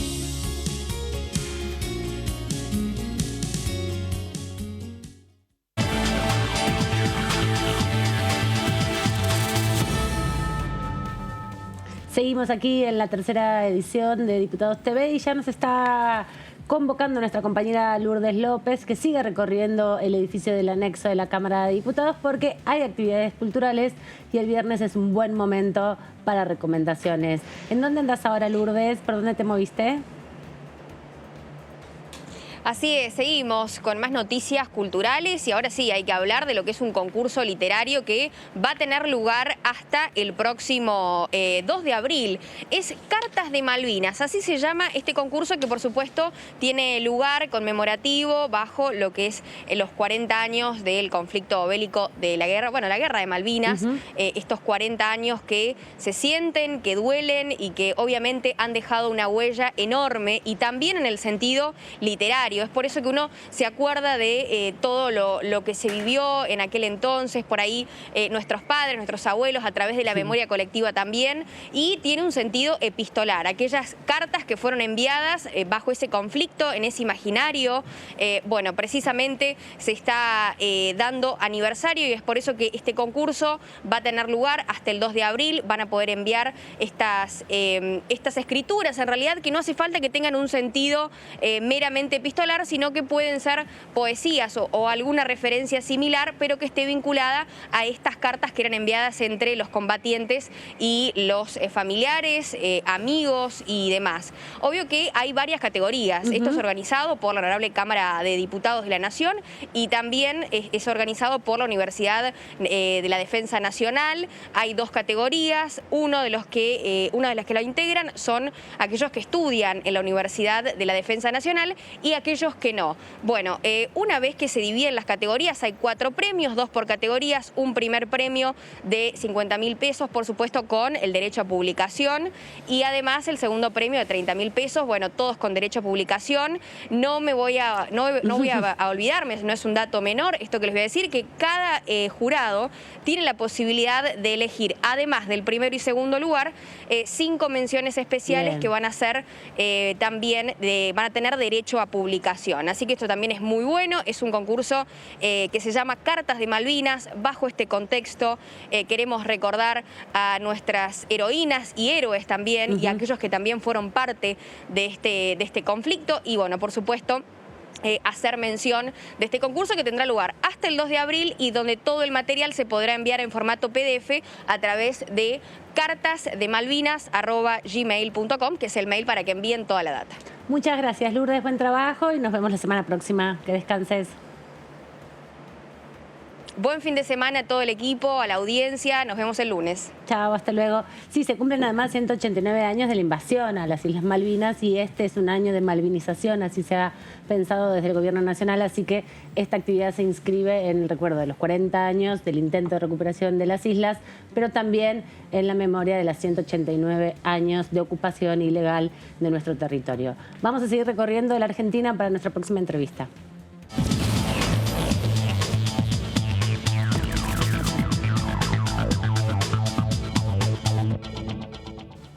¿Qué tal, diputado Valdés? Gracias por recibirnos en esta tercera edición de Diputados TV. Me imagino que ya recuperado con toda la actividad del viaje, el jet lag y también la intensa actividad que tuvieron ayer en el Consejo de la Magistratura. ¿Cómo anda? Y sí, estoy todavía recuperando el jet lag. Llegué a Buenos Aires y Leopoldo Moró no nos deja descansar. Ni pero un minuto. Bueno, está bien, hay que cumplir con el deber y me parece muy bien. Fue muy importante, a mi entender, la invitación que el presidente de la Federación Rusa, Vladimir Putin, y el presidente de la República Popular China le hicieron a nuestro presidente y me parece que ha sido una visita muy, muy importante y que va a tener trascendencia en los años que vienen, ¿no? Tanto en la relación con lo que se ha firmado de la Ruta de la Seda, el tratado con la República Popular China, como lo que se ha conversado con el presidente de la Federación Rusa, Vladimir Putin, porque fue producto de, primero, agradecerle a ambos líderes las vacunas que nos proveyeron en los momentos más duros de la pandemia, cuando Argentina no conseguía otras vacunas y realmente salvaron vidas, correspondía la gratitud. Segundo, 45 empresarios del Fondo Soberano Ruso, que son quienes invirtieron en el Instituto Gamaleya para la investigación de la vacuna. Ese fondo soberano está integrado por las principales empresas rusas de gas, de petróleo, de fabricación de vagones ferroviarios, y esos 45 empresarios estuvieron en la Argentina 25 días antes del viaje de Alberto Fernández a Rusia, y cuando en el diálogo con Vladimir Putin tuvo mucha importancia sobre lo que Rusia podría invertir en Argentina en necesidades que tenga la Argentina. Y el otro tema fue lo que ya dije, ¿no? Lo que hemos podido conversar y acordar con la República Popular China. Diputado, tanto Rusia como China son mercados muy grandes. Argentina con China tiene una relación por ahí mucho más de intercambio económico, mucho más profundo. ¿Cómo ha analizado también la minimización de la gira del presidente que han hecho algunos sectores de la oposición con quienes tienen que discutir en estos meses, y también por algunos medios de comunicación? ¿A qué atribuye esa minimización de mercados tan importantes y que tienen un peso fundamental en la economía mundial? Mire, la verdad que yo creo que son en algunos dirigentes políticos hablan para su tribuna, porque no es lo que practican. Yo digo, el expresidente Mauricio Macri el grupo de empresas de su familia, Sociedades Macri, es quizás el mayor socio comercial de grandes empresas de China, del Estado chino y del sector privado chino que conversaron con nosotros para invertir en la Argentina. Hablo de los autos eléctricos, de la reconversión de los colectivos del área metropolitana a hacer micros de electricidad, que es la empresa Chery, que nos dijo concretamente que su socio argentino era Sogma, Sociedades Macri. Nos hablaron del CEO, Mafioli, para la provisión de vagones chinos, en fin, toda una serie de inversores de empresas chinas que tienen sociedad con la familia del expresidente. Y yo digo, ¿qué empresa norteamericana tiene en sociedad Sogma? Creo que ninguna. Entonces, me sorprende ciertas declaraciones, me sorprende también la declaración del ex canciller Faury, cuando es público que él visitó la República Popular China en el año 2018 a un encuentro que se hizo bajo la advocación de la firma de la Ruta de la Seda.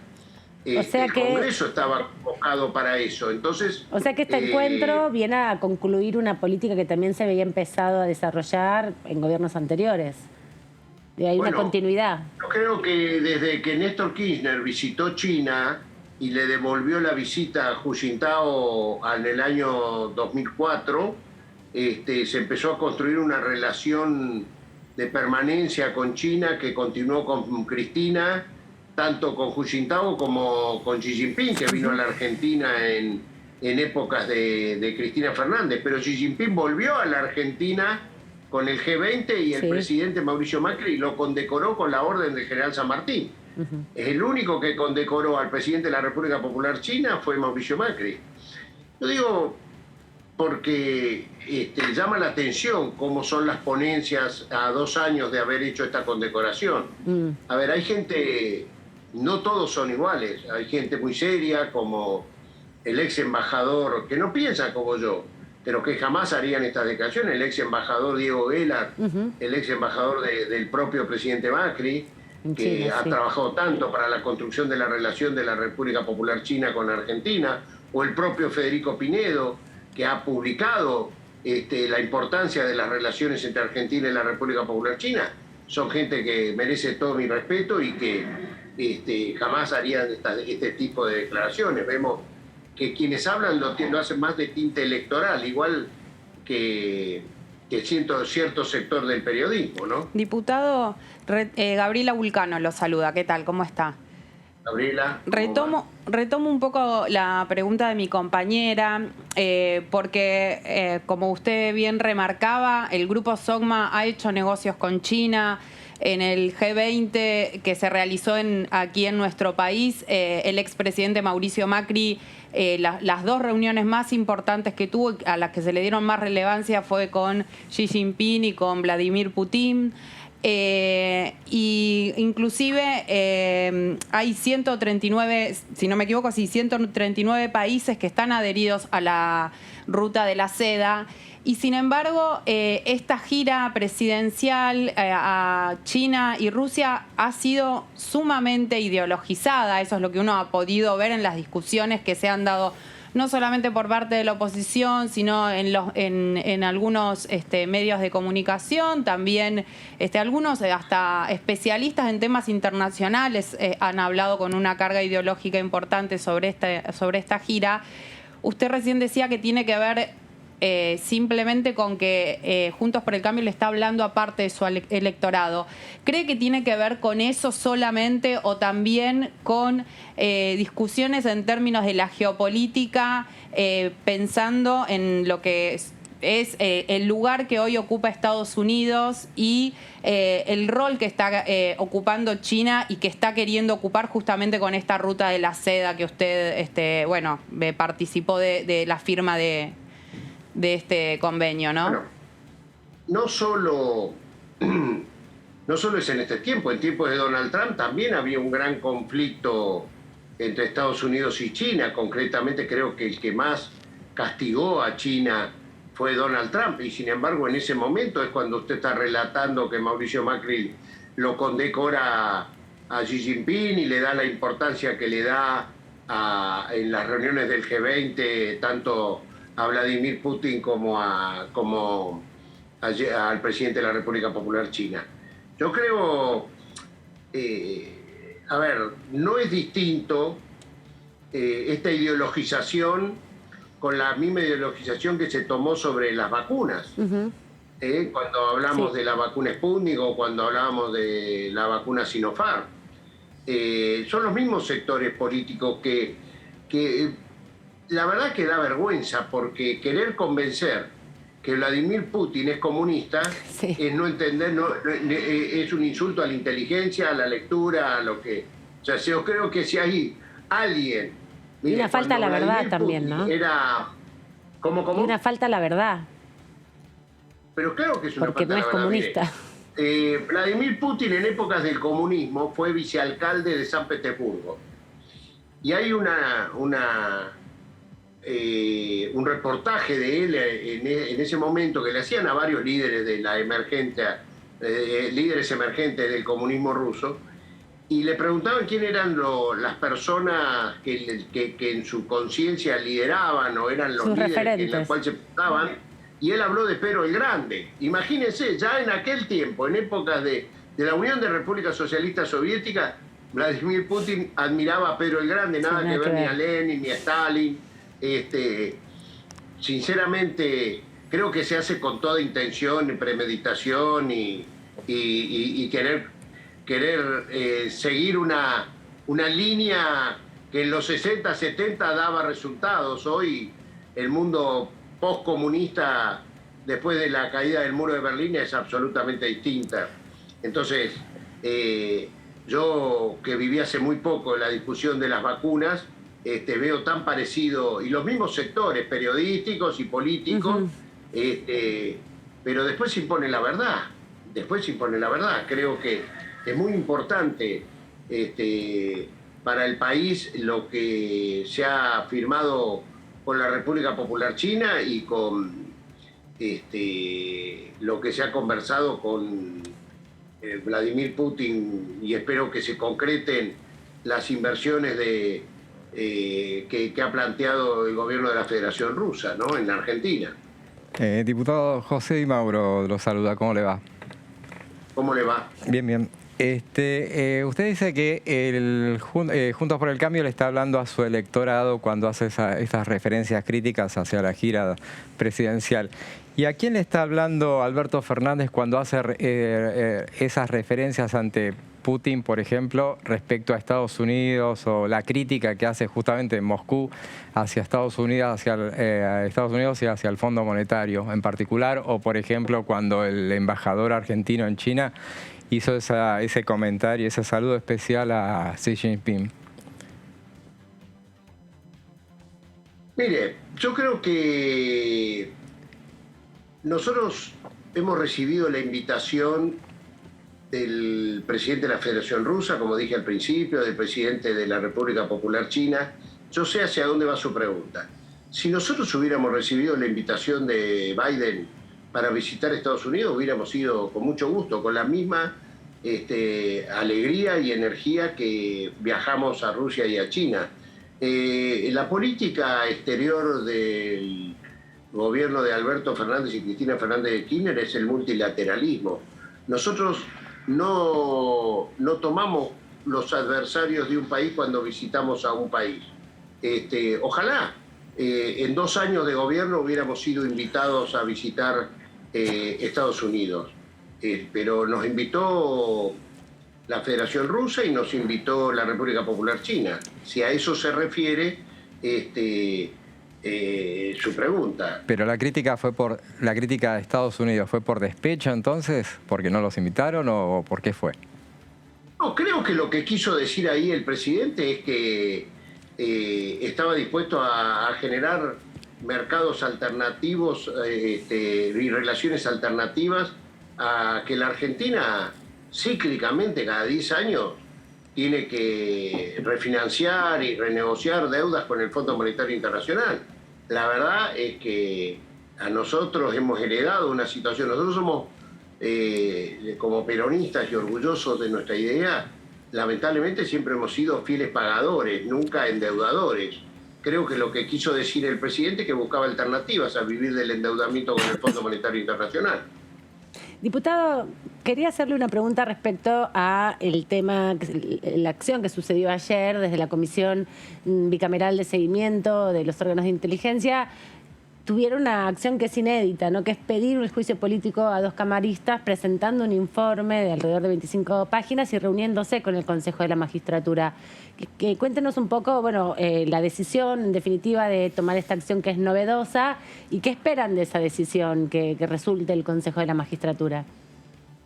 Bueno, cuando se constituyó la Comisión Bicameral con los nuevos legisladores electos en octubre del año pasado, que debo reconocer la agilidad con la cual los jefes de bloques de los distintos sectores políticos, al momento que salió el famoso video de la Gestapo, como se la conoce, en los primeros días de enero, 26, 27 de diciembre, fines de año, pues, sí. Se visibilizó. Ya por el 4 o 5 de enero, creo, constituimos ante el pedido del presidente de la Cámara, los jefes de bloque que acaban de asumir, se constituyó la comisión con la nueva composición, y en la primera reunión se tomó la decisión de hacer una subcomisión para investigar este video. O sea, quiero decir, porque en esa misma sesión se tomó la decisión de que se iba a estudiar la posibilidad de generar un pedido ante el Consejo de la Magistratura de destitución de los jueces Lloren y Bertuzzi. O sea, ya lo venían analizando. Es que acababa de salir el fallo, creo que por ahí, por mediados de diciembre, y este video venía hasta como desmentir todo lo que ese fallo establecía. Y bueno, lo que hemos cumplido en el día de ayer es de presentar ante el Consejo de la Magistratura un pedido de juicio político ante estos 2 jueces que obviaron la prueba realmente sustancial que había llevado adelante tanto los 2 juzgados de Lomas de Zamora que empezaron esta investigación, la Fiscalía a nombre de la doctora Iscardona, y a su vez el profundo trabajo que había hecho la Comisión Bicameral de Fiscalización de Organismos de Inteligencia, donde entrevistamos, comprobamos el espionaje ilegal por lo menos de a 200 organizaciones sociales y a cerca de 300 personas, entre las cuales estaba la expresidenta. Pero no es que comprobamos, es que aparecieron los videos, los chats, los audios de los espías que fueron allanados en su domicilio, los teléfonos, donde se sorprendían los propios espías. Ustedes saben que para poder llevar una acción de espionaje es necesaria una orden judicial. Sí. Sin orden judicial no se puede llevar adelante el espionaje.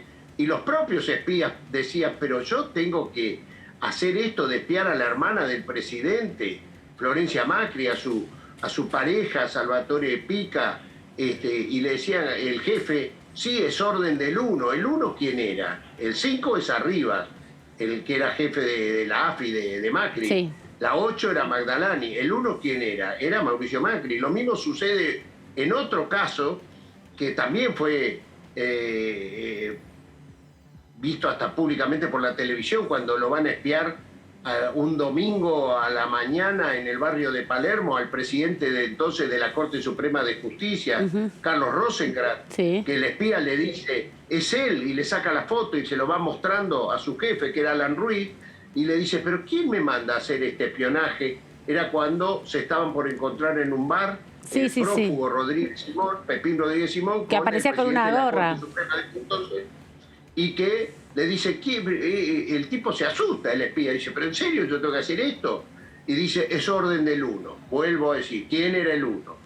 Entonces, hay hechos como el que estoy relatando, son muchos. quién iba a espiar a Rodríguez Larreta, quién le interesaba espiar a María Eugenia Vidal. Todos comprobados en videos, en chat de los propios teléfonos de los espías, que eran cuentapropistas.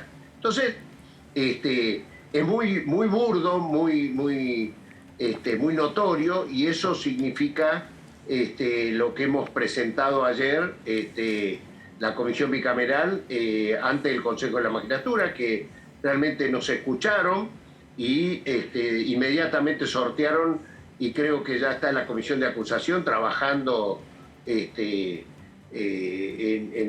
esta acusación. Y llegarán antes del 16 de abril, que la orden de la Corte Suprema es cambiar la ley, porque cualquier acto que emita a partir del 16 de abril el Consejo de la Magistratura no tiene validez.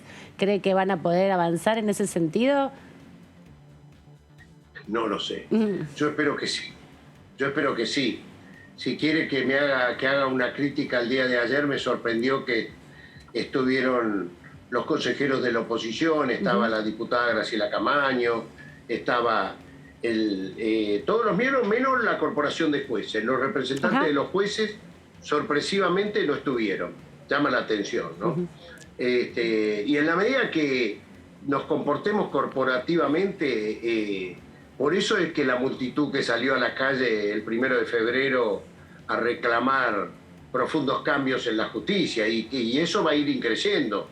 Y por más que Lorenzetti salga a justificar su proceder en los años anteriores, lo único que hace es justificar lo que pesa sobre él, que es haber sido el gran promotor del lawfare, junto con la doctrina Irursun y con el juez Bonadío. Ellos se jactaban, trajeron a quien fue el falso acusador de Luis Ignacio Lula da Silva, el juez Moro. El juez Moro, ¿no? A una conferencia. Sinceramente creo que hay una asignatura pendiente que la sociedad está reclamando. Y cada vez se están alejando más la corporación judicial de la sociedad. Por eso lo digo a esto, y porque me sorprendió ayer la ausencia de los representantes del Poder Judicial en el Consejo de la Magistratura. También habrá llegado el tiempo, miren lo que me voy a animar a decir. A ver. Yo a veces trato... Nos interesa su reflexión. Que la modernidad está constituyendo como tribunales de la sociedad civil, no de abogados, para juzgar a veces cuestiones aberrantes y creo que llegó el momento también que por ahí, ¿por qué tiene que ser jueces, abogados, los que resuelven quiénes son los que deben administrar justicia en la Argentina? Yo no sé si no llegó el momento que los seleccionadores de los jueces sean los administrados judicialmente y no esas familias que se arman, familias judiciales, familias de corporación de abogados, tomá el vale, dame la pizza. Yo creo que se tiene que terminar esa situación. Y creo que me paro ahí porque... No, ahora que se había puesto justo... Pero bueno, es un debate que intentaron hacer y fracasó finalmente, porque hubo un intento en su momento de que haya una decisión de miembros del Consejo de la Magistratura de forma popular y fue declarada inconstitucional, ¿no? No, es que yo no sé si es popular o no popular. Yo creo que llegó el momento que las decisiones sobre la administración de justicia se extiendan mucho más a la ciudadanía que a los eruditos, ¿no? Bueno, el juicio por jurados. Solo, El juicio por jurados, por ejemplo. Bueno, por eso, les estoy confesando líneas de acción, reflexiones que me quedaron de las últimas, de esa marcha que yo no estuve, estaba en viaje a China, a Rusia. Pero en última instancia, diputado, en última instancia los que terminan teniendo peso en la selección de los jueces es el poder político, justamente porque es el Senado el que les da aprobación o no. No. Al Senado le llega la propuesta, los pliegos, pero la selección queda todo dentro del Consejo de la Magistratura. Al Poder Ejecutivo le mandan una terna. pero... para poder conseguir la terna, empieza eso que yo le cuento a usted, toma el vale, dame la pizza, ¿no? Pero si no tienen apoyo político tampoco, es difícil que sean seleccionados. Yo dejo mi reflexión. Diputado, No tengo la solución, pero tengo la duda. Bien. Diputado, A partir de ahí construiremos. Esta reflexión que usted hace planteando que es hora que la administración de justicia esté un poco más en manos de la sociedad civil y no tanto de los eruditos, ¿es una reflexión a título personal o es algo que cree que se está analizando, sabe si se está analizando en el gobierno nacional? Es una reflexión, no, es una reflexión que se empezó a gestar en mí a partir de la marcha del 1F, que yo estaba leyendo mucho sus reflexiones, la contramarcha al día siguiente, lo que Lorenzetti sale a hablar públicamente, que es lo que dije, que ayer la Corporación Judicial no quiere estar presente cuando un organismo de la representación política más importante, una de las comisiones más importantes del Congreso, la bicameral, no estamos hablando de una unicameral, se presenta y ¿qué significa que no van? Cuando era público que íbamos a hacer eso. Después podrían sustanciar la denuncia y opinar, pero no ir a la presentación y después opinar sobre sus colegas me da la sensación de un prejuzgamiento ya,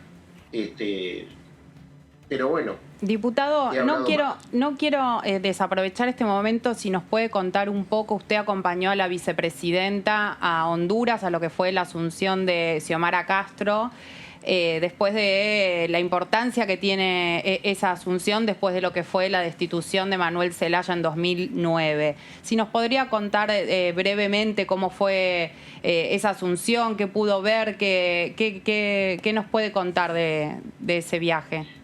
Estuvo de viaje en viaje. ¿Tiene más millas? Sí.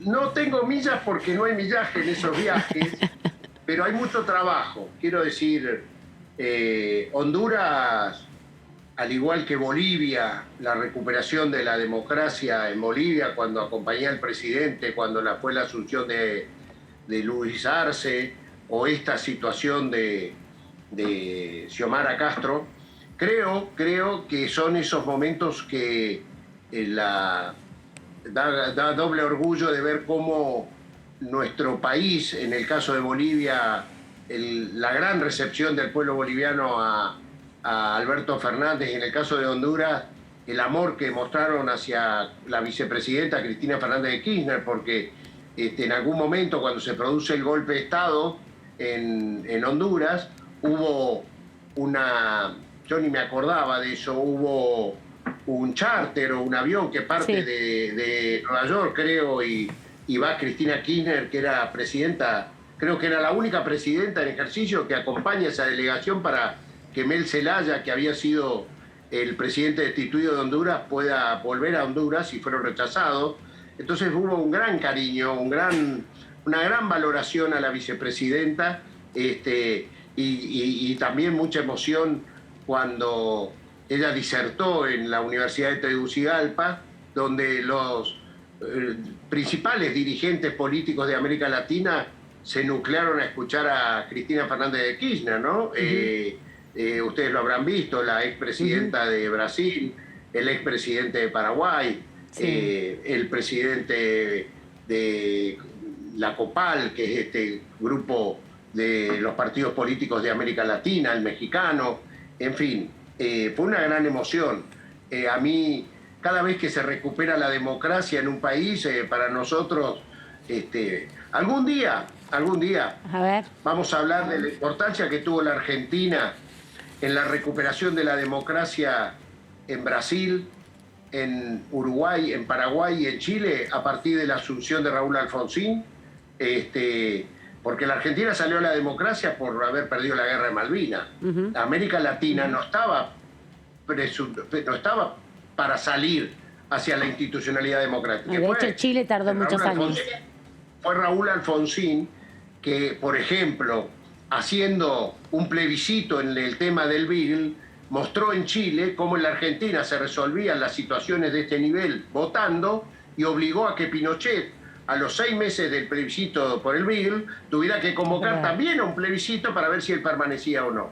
Ese trabajo se hizo mucho, sirvió mucho la democracia para que Brasil salga a la democracia, que gana Tancredo Neves, que muere unos días antes y asume José Sarney, y lo mismo pasó en Uruguay con la dictadura de Gregorio Álvarez, me acuerdo, porque yo era un joven que acompañé a una delegación argentina el 1 de mayo del año 84, recién asumida la democracia argentina, el 1 de mayo, viajamos con legisladores argentinos para acompañar un acto público contra la dictadura de la PLIT-CNT, que viene a ser la CGT de Uruguay. Nos metieron presos, la dictadura de Gregorio Álvarez, pero salió a la democracia y triunfa Sanguinetti, y lo mismo pasó en Paraguay. Entonces, eso que viví de la mano de Alfonsín, debo decir que lo he vivido de la mano de Alberto Fernández en Bolivia y de la mano de Cristina Fernández de Kirchner en Honduras, siempre mirando a Argentina como un foco de democratización de los países de la región. Y eso es política exterior, política internacional, de la cual nosotros estamos orgullosos. Lo mismo que les conté de China, de Rusia, no es distinto de la política que practicamos. El multilateralismo, el tener relaciones con todos los países del mundo, aún los que no piensan como nosotros. Y les termino de decir esto. A ver. La ruta de la seda tan polémica hoy en estos días, fue firmado por Chile de Piñera, que tiene 60.000 millones de dólares por año en comercio exterior con China, del cual tiene 22.000 a favor de Chile. La Argentina tiene solo 20.000 millones de dólares de comercio internacional. El Uruguay del actual presidente está firmando un tratado de libre comercio con China. Nos encontramos en la inauguración de los Juegos Olímpicos al lado del presidente de Ecuador, que no piensa como nosotros. O sea, por eso digo, no hay que ideologizar las relaciones internacionales. Al menos nosotros lo que hacemos es multilateralismo, y les debo decir que yo particularmente tengo el orgullo de decir que aquello que aprendí cuando fui embajador del Vaticano, construir puentes y destruir muros. Me encanta esa política internacional que también el presidente suele enunciarla. Es lo que se debe hacer en el mundo, no construir más muros, porque el mundo amurallado no le sirve a nadie. Muchas gracias, diputado, por este rato y esta conversación, y lo comprometemos a cuando ande por acá, por la Cámara de Diputados, venga y nos podamos dar el tiempo para charlar más largo, más tendido, y también esta experiencia que usted ha cultivado durante tantos años en la política. Así que la invitación está abierta. Uno de los canales que más me gusta participar es Diputados TV. Que tengan con mucho gusto, cuando ustedes me convoquen estaré. Muchas gracias, hasta la próxima. No me voy a mover de Buenos Aires por mucho tiempo. Buenísimo, entonces. Lo tendremos seguido. Hasta la próxima, que descanse. Gracias. Muchas gracias. Y a propósito también del debate político en torno a las discusiones que están en la agenda, en la segunda edición de Diputados TV se comunicaron con la diputada Roxana Reyes, que es de la provincia de Santa Cruz, pero que se encuentra ahora en Panamá porque se está desarrollando la 36ª Asamblea Ordinaria del Parlatino, y desde allí estuvo también comentando, porque participaron de un encuentro con parlamentarios de toda la región sobre el reclamo soberano en Malvinas. En este momento casualmente hemos encontrado consensos en temas que nos unen, temas que son transversales. Yo soy muy partidaria del diálogo en muchas materias que en definitiva traen un beneficio común. Todo lo que tiene que ver con niñez, juventud, de género, no puede haber una grieta realmente en temas como eso. En tema de niñez, sobre todo, educación, salud. Y bueno, en cuestiones tratamos una declaración, hicimos una jornada sobre la reafirmación de la soberanía argentina en las Islas Malvinas, y pedimos junto con los diputados del Frente de Todos, es más, algunos diarios titularon 2 diputadas patagónicas cierran la grieta con las Malvinas. En realidad la causa de Malvinas no tiene grieta para nadie y es un tema que levantamos y embanderamos todos y logramos que se intente hacer un llamado al Reino Unido para el reinicio de negociaciones y que cumpla el derecho internacional y escuchamos a Aldo Leiva. La verdad que el diputado Aldo Leiva vino a exponer y fue realmente emocionante. Sería bueno que ustedes se hagan del audio de la exposición de Aldo porque realmente lo hizo adelante de diplomáticos. Excombatiente de Malvinas. Excombatiente de Malvinas, Aldo Leiva. Excombatiente diputado de Malvinas, del Frente de y Todos. que hizo, exactamente, y que hizo realmente una exposición que nos llenó de orgullo a todos. Por eso te digo que hay muchos temas, entre ellos obviamente que la causa Malvinas, donde nosotros podemos demostrar unidad, podemos trabajar juntos en un ambiente de camaradería. Estamos todos juntos acá junto con Frente de Todos y de hecho representando al país como corresponde cuando estamos fuera de nuestro país, unidos como corresponde. Nos vamos a viajar en este último tramo de la tercera edición de Diputados TV para nuestra próxima entrevista.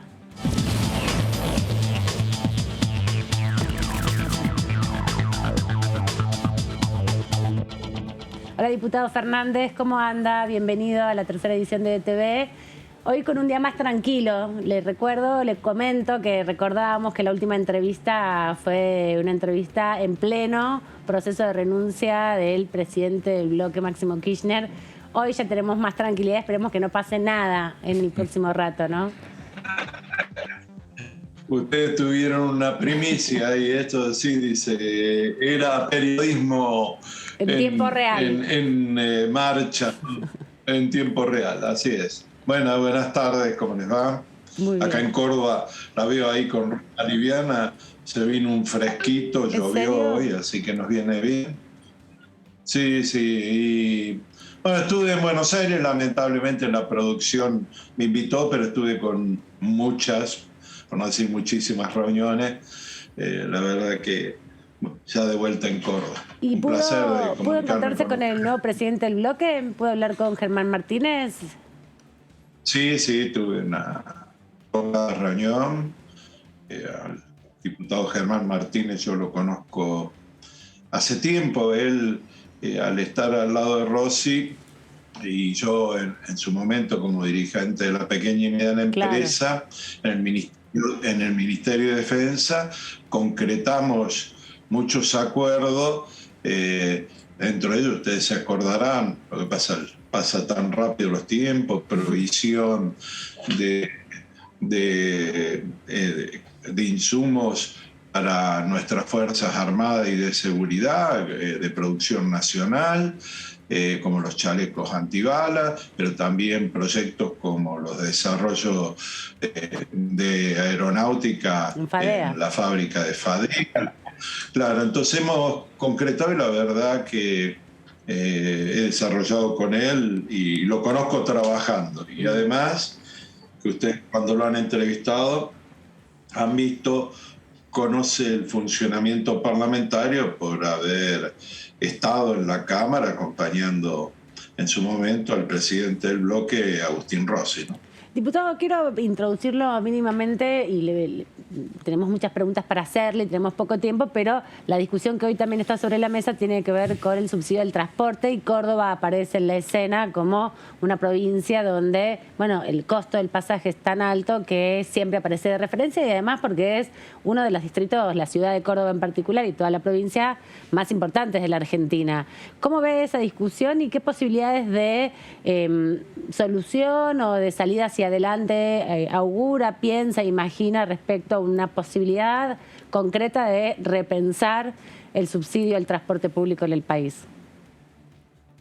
Mire, los diputados que pertenecemos a diversas provincias argentinas que tienen una diferencia en la recepción de los subsidios, habíamos planteado en la discusión, en el caso mío como miembro de la Comisión de Presupuesto y Hacienda, y el Poder Ejecutivo, ustedes se acordarán que fue una de las partidas que más aumentó, engrosó esa partida al no aprobarse el presupuesto.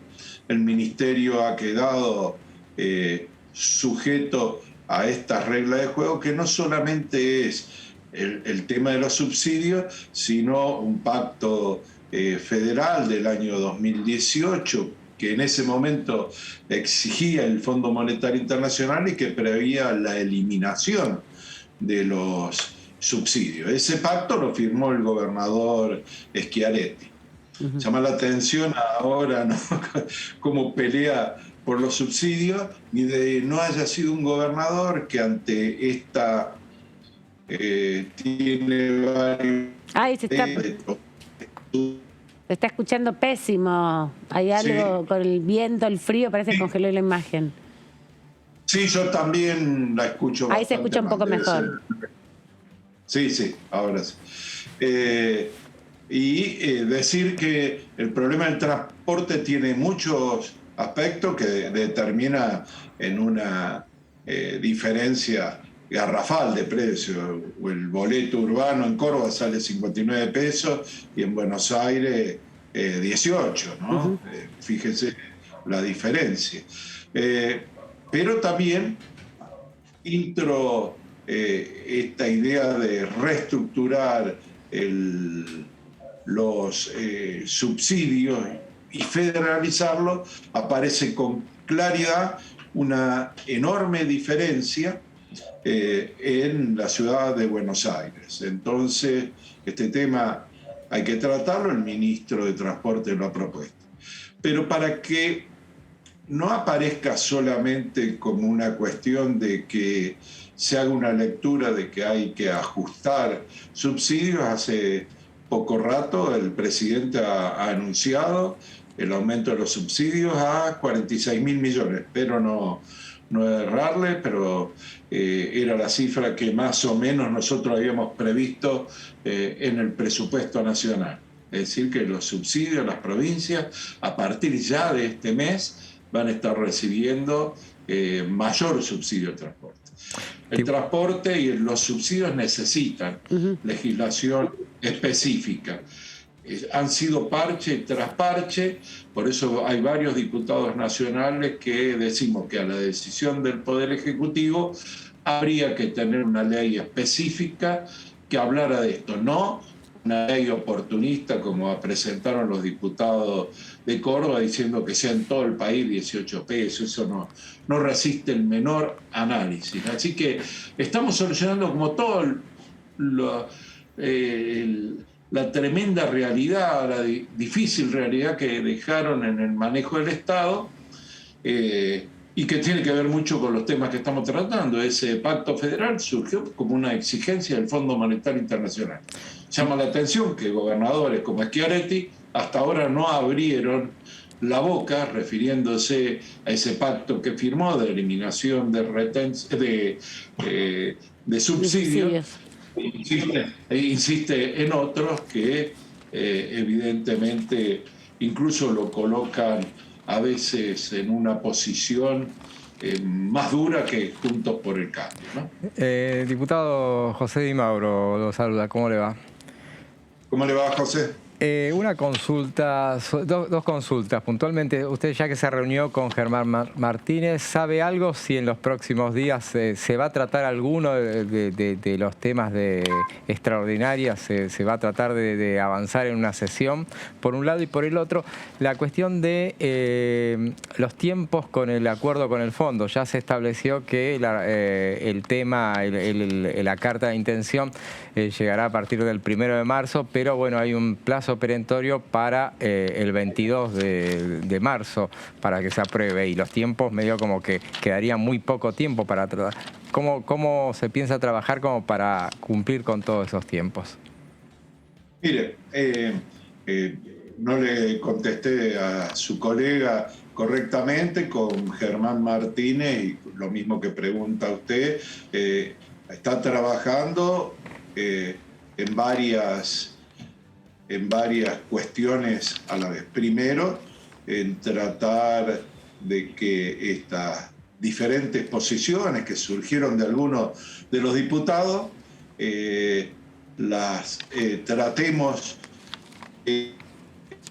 consolidar a partir de una unidad del bloque y de una discusión que vamos a ir haciendo. Lo dije ya cuando me lo han preguntado, porque creo que es así, que las pautas del acuerdo son pautas que son y nos otorgarían un tiempo, que no hay nada que festejar, porque cualquier acuerdo con el fondo no hay nada que festejar, que nuestro bloque se constituyó oponiéndose a que se hubiera recurrido al Fondo Monetario Internacional, por lo tanto eran lógicas esas diferencias que los otros días tuve que hilvanar cuando me enteraba de la renuncia de Máximo. Ese es el trabajo en un nivel. En vivo. Pero lo estuve repasando y la verdad que, bueno, no quise dejar de contestarle porque respeto mucho su profesión y me parece que hay cosas que por ahí lo que hay que hacer es no contestar cuando uno y decir no sé. Porque los políticos en general, confesar de que no sabe nada, dice, o no sé de este asunto. El otro nivel es manteniendo la unidad del bloque, creando las instancias de participación de un frente tan diverso, con diputados de origen provincial, de distintas fuerzas, de movimientos sociales. Algo Germán creo que les dijo en un reportaje. El otro tema es el tema de abordar, y voy a la pregunta, es qué temas podemos abordar con el objetivo de que, si bien puede haber discusiones, matices, en realidad dotemos a la República, a los argentinos y argentinas, de algunos temas muy importantes. Dentro de ellos, y los que habría ya consenso, es la producción, industrialización y comercialización del cannabis, que viene ya con una aprobación y que los distintos bloques creen posible tratarlo, la creación de 2 parques y reservas nacionales, el de Ancenús en Córdoba, Isla Lobos en el sur, avanzar en un proyecto que es poco conocido, pero que en realidad lo revisamos y estuve trabajando yo con las autoridades del bloque, y ese proyecto lo estoy leyendo porque la verdad que no tiene por ahí mucha difusión, que es el proyecto de ley de prevención y control de la resistencia antimicrobiana. Sí, lo hemos repasado por aquí y nos asustamos un poco de la situación, pero bueno, es importante que lo discutan. ¿Me escucha ahí? Bueno. Hola. No sé si me escucha, el delay, pero bueno, le tengo que pedir disculpas porque tenemos que cerrar el programa, nos conectamos un poco sobre el tiempo y nos gustaría conversar un poco más en extenso, así que lo comprometemos para próximamente, y cuando ande por acá, sabemos que tiene mucha reunión, pero nos dejan. La semana que viene seguramente los visitaré, y si no he contestado algo de lo que me preguntó el periodista, se lo vamos a preguntar de nuevo. Estamos trabajando para que ojalá en sesiones extraordinarias, en el tiempo de sesión extraordinaria, tengamos una sesión y ver que nuestro bloque actúa con la unidad necesaria para tratar los proyectos. Hasta la próxima, que descanse, diputado. Muchas gracias. Gracias a ustedes. Nosotros también nos vamos despidiendo, Gaby. Bueno, felices vacaciones. Gracias. Te vemos en un par de semanas. Descansar, recuperate. Gracias. Muy merecido el descanso, un derecho consagrado para los trabajadores y trabajadoras, así que a disfrutarlo. José, a vos te veo la semana próxima. Sí. Ya, las vacaciones ya fueron, como ya pasó. Nosotros nos vamos, hasta la próxima. Nos volvemos a encontrar en cualquier momento aquí en la continuidad informativa de Diputados TV.